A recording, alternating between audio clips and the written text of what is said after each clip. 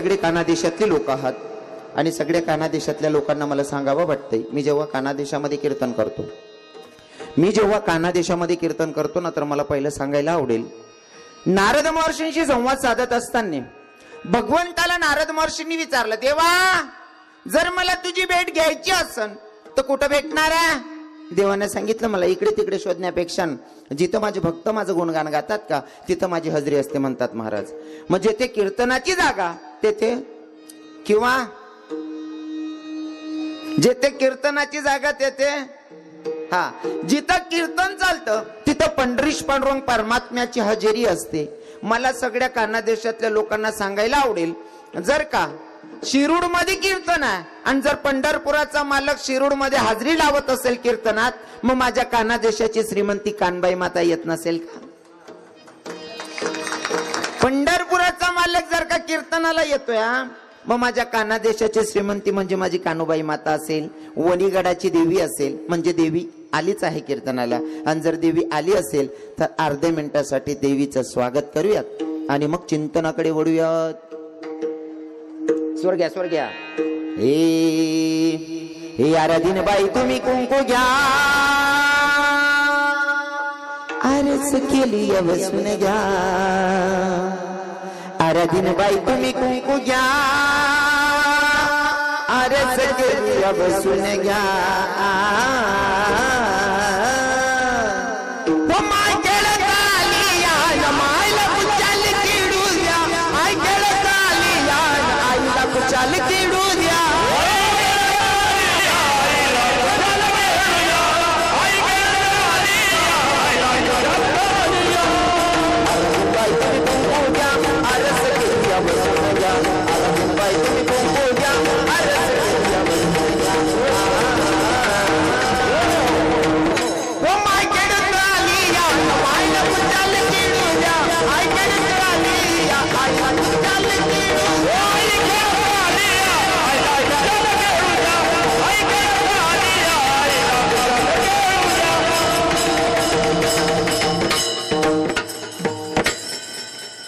बाबांना जाऊन मला वाटतं आज 8 दिवस होत आहेत. आज 11 दिवस आहे. आज 11 दिवस पूर्ण होत आहेत आणि बापू साहेबांच्या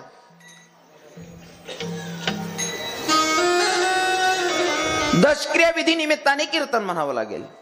खर तर माणसाने जीवन जगत असताना असं जगावं, आपले रडतील यात विशेष नाही दादा, आपल्या तर प्रत्येकच रडतात, पण जीवन जगत असताना असं जगावं की परक्याच्या डोळ्यात सुद्धा अश्रू आले पाहिजे. याला म्हणावं जीवन जगणं, नाही तर जगूनच फायदा नाही.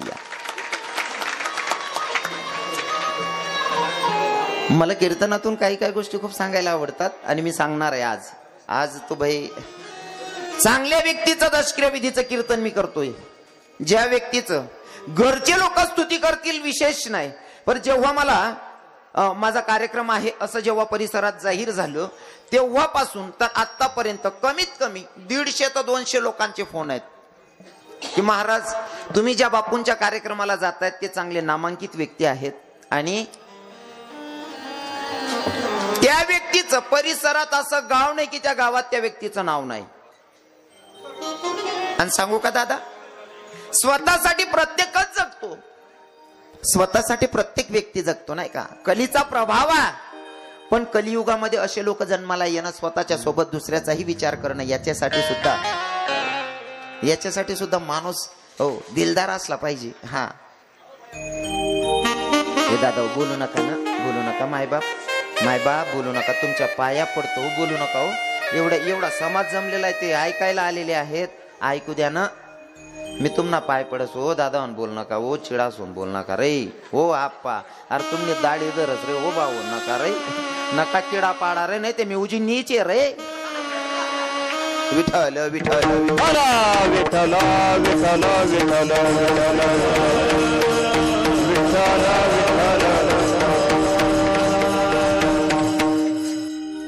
जीवन जगत असताना असं जगलं पाहिजे की मेल्याच्या नंतर सुद्धा आमचे तुकोबाराय सांगतात ना, तुका म्हणे एका मरणीची सरे उत्तमाची उरे. कीर्ती शिल्लक राहिली पाहिजे. हो दादा, ज्यांच्यासाठी आपण राब राब राबतो ना, मी असं म्हणत नाही तुम्ही कमवू नका, अजिबात नाही, तो बानटपणा मी करणार नाही.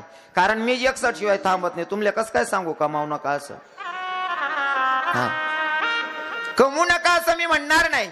पण कमवत असताना इन्सानियत आपल्यातून दूर गेली नाही पाहिजे, हे महत्वाचं आहे. विठ्ठल विठ्ठल.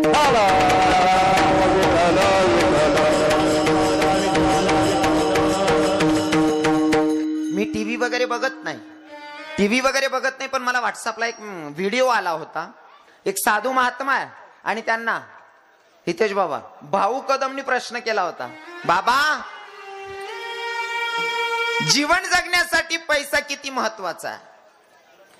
कदाचित बऱ्याच तरुण भावांनी बघितला असेल व्हिडिओ, पण मला सांगायला आवडेल, जीवन जगत असताना पैसा किती जरुरी आहे, किती महत्वाचा आहे? बोलू नका माऊली, कोणी बोलू नका बरं. आता काय दांगडू घाल ना तू म्हणून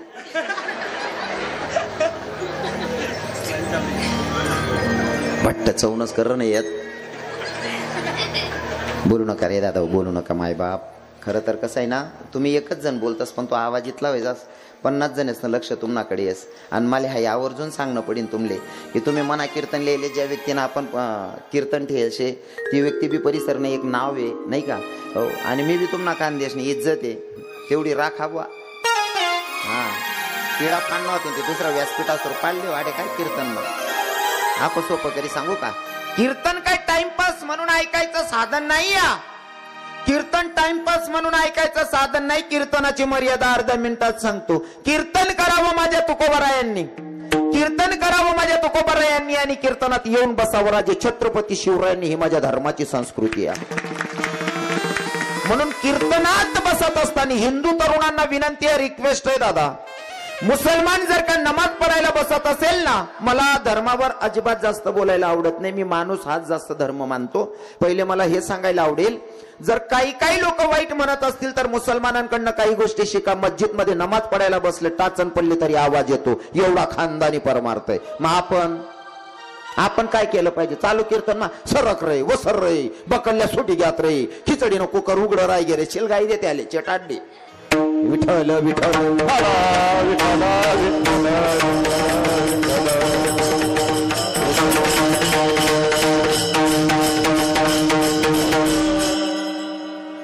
त्याच्यात काय होतं मलाही कळत नाही ना. माझा विषय पांगतो ना, मध्ये मध्ये बोलूच नका. आपण राजे छत्रपती शिवरायांचे मावडे आहोत एवढं लक्षात ठेवा.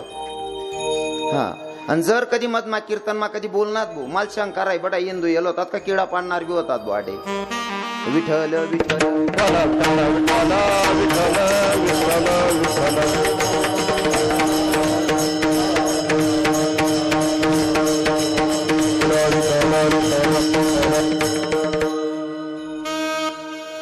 भाऊ कदमचा प्रश्न होता, बाबा जीवन जगण्यासाठी पैसा किती महत्वाचा आहे? बाबांनी गोड उत्तर दिलं त्या महात्म्यानं. जीवन जगण्यासाठी पैसा किती महत्वाचा आहे हे जर ऐकायचं असेल ना, तर मला तुम्हाला विचारायचं. म्हणे काय? मी सांगतो तसं करा. म्हणे काय? श्वास घ्या. भाऊ कदमनी श्वास घेतला, त्या बाबांनी सांगितलं श्वास सोडा, सोडला श्वास. म्हणले आता घ्या श्वास, अजून श्वास घेतला, सोडा, सोडला. मग भाऊ कदमना विचारलं, भाऊ श्वास घेतला का? म्हणले हो. सोडला का? म्हणले हो. आता मी सांगितलं तेव्हाच केलं का या अगोदर चालू होतं? म्हणे आहे ते चालू होतं, पण आहे ध्यान कवय गई जवळ मी सांगत वय. बरोबर आहे ना? याच्या आधी पण हे चालूच होतं, पण मी सांगितल्याच्या नंतर तुमचं लक्ष तिथं केंद्रित झालं की मी आता श्वास घेतोय आणि सोडतोय. जीवन जगण्यासाठी श्वास तेवढाच जरुरी आहे. पण जर मी एखाद्याला सांगितलं, आप्पा भाऊ तुम्ही कीर्तनाला आलेत, तुम्हाला घरी जायचंय कीर्तन ऐकून, आणि मी जर तुम्हाला म्हणलं आप्पा साहेब मला दोंडायच्याला द्या सोडून, तुम्ही आज सांगशात का? नाही बाबा ये तू सोडाले, पण आता सध्या मला श्वास लिहाणं चालू आहे, असं सांगतात का? श्वास शिवाय जीवन नाही, पण श्वासच जीवन आहे असंही नाही. विठ्ठल विठ्ठल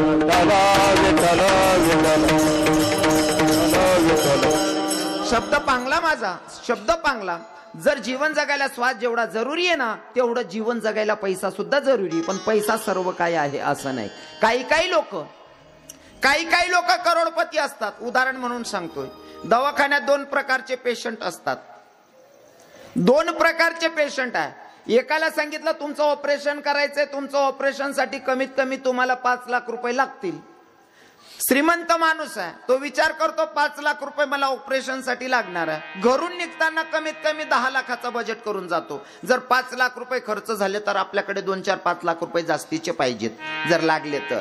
दोन प्रकारचे पेशंट. आणि दुसरं एकदम गरीब परिस्थितीचा माणूस आहे, त्याच्याकडे काहीच नाही या. डॉक्टरांची फीस 200 रुपये भेटायची या, ती 200 रुपये ते फाईल बनवायची फी या, ती फी भरायची सुद्धा 200 रुपये ज्याच्याकडे नाहीये तो इकडनं तिकडनं तुमच्यासारखे माझ्यासारख्या काकाबाबांकडनं 200 रुपये मागतो. अरे डॉक्टरांकडे जायचे, मेडिकलचं बघू उधार घेईल, पर 200 रुपये तरी डॉक्टरांची फी द्यावी लागेल, कोणीतरी द्या ना दादा. कोणाकडनं तरी 200 रुपये घेतो आणि दवाखान्यात जातो. दोघही पेशंट आहे. एकाला 4 लाख रुपये ऑपरेशनसाठी लागणार आहेत, तो घेऊन गेलेला 5 लाख रुपये लागणार आहेत, घेऊन गेलेला 10 लाख. याच्याकडे डॉक्टरांची फी भरण्यासाठी फक्त 200 रुपये. दोघांचं बेड जवळ जवळ आहे, पण जगण्याची पद्धत सांगतो. जो करोडपती आहे, ज्याला 5 लाख लागणार होते, तो 10 लाख सोबत घेऊन गेला, पण दिनभर मा एक बी नारायणना गोटालीन दखाल कोण होणार नाही. ज्यांना डॉक्टरने 200 रुपये फी भराल नाही, त्या कंपाऊंडर सांगतात तुम्हाला किती पुसकाय रे काढणार आहे, गर्दीत राहा तुम्ही काढणार आहे. मग श्रीमंत कोणले म्हणशात? हा, श्रीमंत कोणाला म्हणायचं? भैया पैशावर श्रीमंती नाही या. खरी श्रीमंती जर एखाद्या साधारण व्यक्तीचा कार्यक्रम असेल आणि त्या कार्यक्रमामध्येही समाज जमत असेल तर हिला म्हणावी श्रीमंती.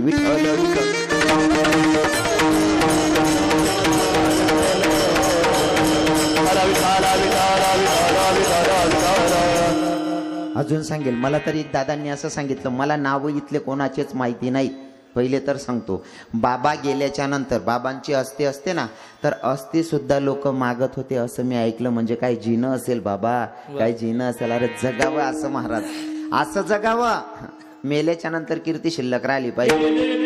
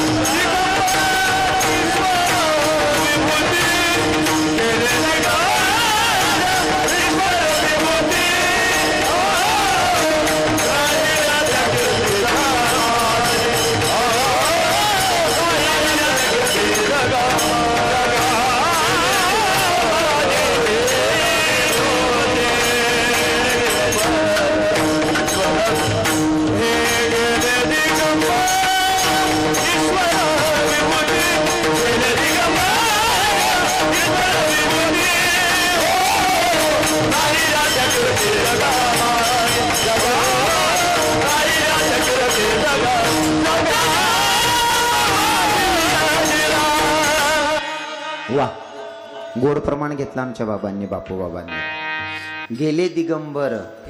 हो, एखादी व्यक्ती गेल्याच्या नंतर परिवाराला दुःख होईल असं नाही, पूर्ण गावाला, पूर्ण परिसराला. हो, काय ना, समोरच्याच वागणं तसं असेल म्हणून हे सगळं, नाही का? नाहीतर एवढं सोपं नाहीये. काही लोक मेल्याच्या नंतर गलिमान लोक असा टोया बसतात, बरं होई गे भो भलता किडा पाडे रे भो. अरे मन पोऱ्यानं वही राहते, यान 3 ठिकाणी फोन करी मोठा केलो तरी उजी नीच होता रे भो. मरावे परिकीर्ती रूपी उरावे. आज मला असं वाटतं, आज नुसता अडचाचेच मन वावर होई जाऊ दका. हा, अजून निसतंय ना कपाशी ते माझ वावर मा राहिले, नुसता अडचा असले तोर लायले, अजून तोरच कापाय राहिले नाही. पण काय ना, मी इतकं सहज कोणाची स्तुती करत नाही, पण कुणीतरी चांगलं व्यक्ती असेल तर त्यांची स्तुती झाली पाहिजे. फॉर एक्झाम्पल, इथं व्यासपीठावर स्तुती करत असताना तेवढी लेवल पण असली पाहिजे व्यक्तीची, तर त्याची स्तुती करायची. काही लोक म्हणतात खोटं कोणाची स्तुती करायची नाही. खरंय, पण खऱ्याची स्तुती केल्याशिवाय राहायचं पण नाही. क्योंकि भैया कुरुक्षेत्रावर युद्ध चालू असताना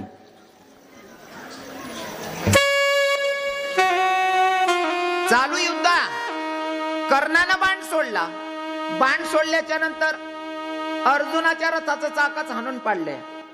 अर्जुनाच्या रथाचं चाक हाणून पाडल्याच्या नंतर कृष्ण भगवंताच्या मुखातून वाक्य निघाला, वा वा मर्दा काय योद्धाय म्हणले.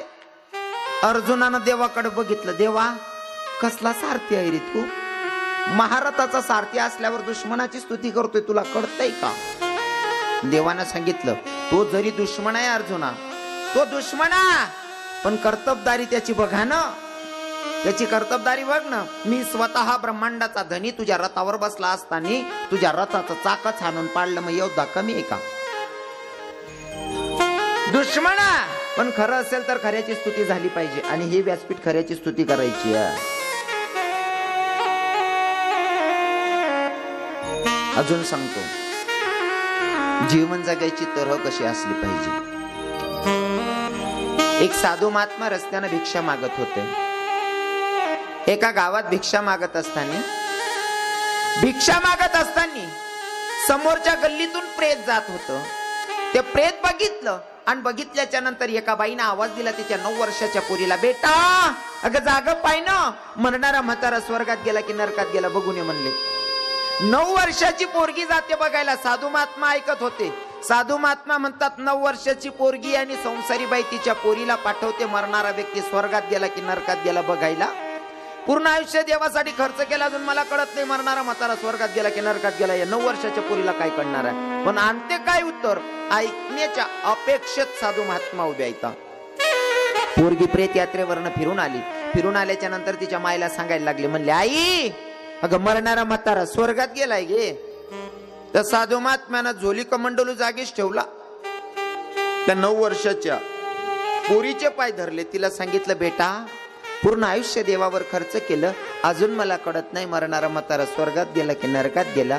तू 9 वर्षाची पोरगी उत्तर आणते, तुला हे ज्ञान कोणी दिलं आणि कुठून प्राप्त केलंस. तेव्हा त्या 9 वर्षाच्या पोरीनं सांगितलं, बाबा याच्यासाठी मोठा गुरु करायची गरज नाही. म्हणले, कसं रे बेटा.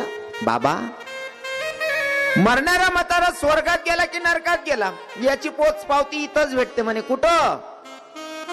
प्रेत यात्रेच्या मागे चालायचं. प्रेत यात्रेच्या मागे चालत असताना लोक जर म्हणत असतील काही का असेना, माणूस लय चांगला होता, कोण्या गरीबाच्या सुखदुःखात कामी यायचा, दुसऱ्याचं दुःख आपलं समजून काम करायचं, आणि नीतीनं वागला, कोणाला दुखवलं नाही, समजावं, माणसाला स्वर्गाची प्राप्ती आहे. आणि गली मनात लोक प्रेत यात्रा चालता चालता जर सांगतच होतील, बरोबर आहे ना रे, 2 वर्ष पहिले उपडी जावाल पाहत आहो, समजिले हो याला नरकानीच प्राप्ती शिकवा. जगणं आहे ना आपल्यावर, स्वर्ग आणि नरकाची प्राप्ती करून घ्यायची आपल्या हातात आहे, पण ज्यानं त्यानं ठरवायचं. पण लोकांना अजूनही भेटलेल्या जन्माचं सार्थक करायचं कळत नाही. अजून मी लोक किडा पाडामा शेतच विठ्ठल.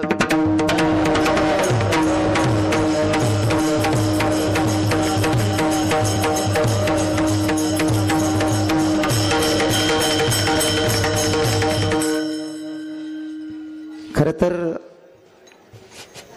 ज्यांच्या अनुषंगानं मला तुम्हा माता पित्यांचं दर्शन घडलं ते म्हणजे माझ्या जीवाभावाचे असणारे आमचे माजी सभापती आमचे भैयासाहेब.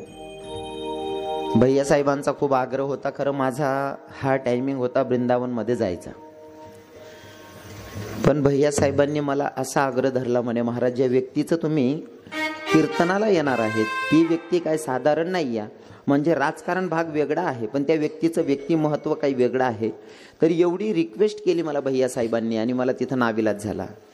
काय ना, आम्ही पण प्रेमाचे उपवासी लोक असतो आणि काही लोक असा राहतच त्या हसत खेळत सामना कीर्तन करायला पसारले तसं हसत खेळत मीतला शेप ना कांडा मा कडक ना म्हणा आजूबाजू येवाल बी लोक घाबरतात, पण आमना भैया साहेब तो डोकारात फिरायला देतात.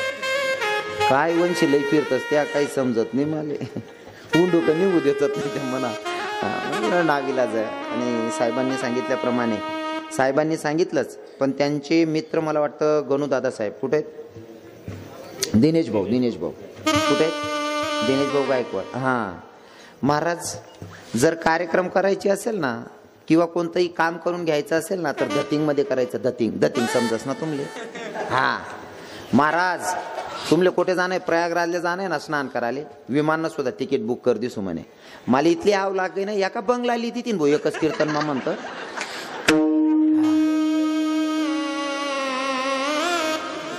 कसं आहे ना, आता महिला माता असले मन भाषा चांगली समजेल. तुमने जर कधी पातेला मग भात शिजाडाल टाका, भात ना एक कण चेक करा तरी तुमले समजे जास पातेला भर भात शिजी घ्या, बरोबर आहे ना. कपाटा भात चेक करत बट्टी जाशी. तसं त्या दोनच जणच ना एकच वाक्यामा इथला अटकी गऊ ना, म्हणतात ठीक आहे बा आपण प्रयत्न करीत असू, येताऊनच निघीसूत नाही म्हणून काही असल्यास फोन करसू, विमाननं तिकीट कर द्या घरी आले असं. खरंच खूप चांगली लोक मला बोलण्यावरच ओळखू आलेत.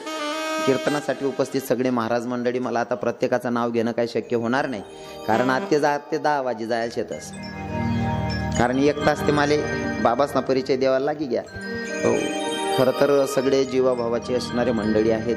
कीर्तनासाठी पण बरेच भाविक मंडळी बाहेर गावाहून आलेले आहेत. प्रत्येकाचं नाव घेणं शक्य नाही.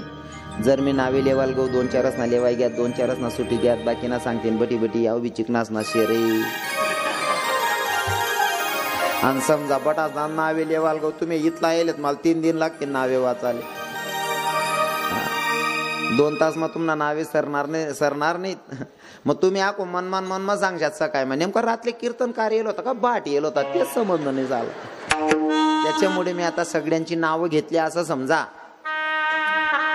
ऋषी महाराज नावे लिहिणार असं समजिल्या, नाही तर 150 नावे घेतो तो नावे सुद्धा सांगत नाही जाणू. काय नावेच कडे दखू नका, आपला आपला पॉकेटच कडे दग्यात. विठ्ठल